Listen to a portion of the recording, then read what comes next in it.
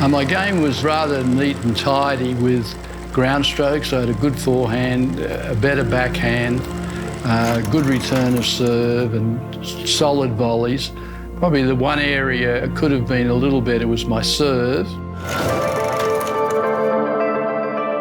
The biggest thrill was winning the Australian Open. Well, I was actually the last amateur to win because for years there'd been people trying to get the pros and the amateurs to play together and have open tennis, basically. And so I was the last amateur to win the Australian Open because the next Grand Slam of that year was the French Championships, which was an open event.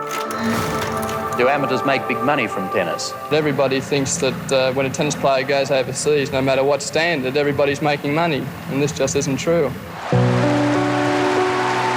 The most fun was really playing Davis Cup because we had some great players in that 50s and 60s, and I played in the 60s.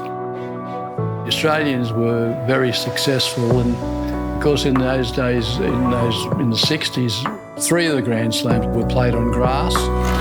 So we had a bit of an advantage of being able to play a lot on grass. I retired when I was 30 from playing because, again, I was in that sort of era where you finish your tennis career and went on to something else. Well, I went on to coaching, and Leslie and I got married in 68. He was a tennis player, I was a tennis player. And I finished up coaching at White City Tennis Club in Sydney. And I was a coach there for almost 20 years. And then eventually I became the national coach with Tennis Australia. And that was a great part of my life too, because I would travel with all the young juniors, and I had Pat Rafter when he was coming up, and Leighton Hewitt and Mark Philippoussis.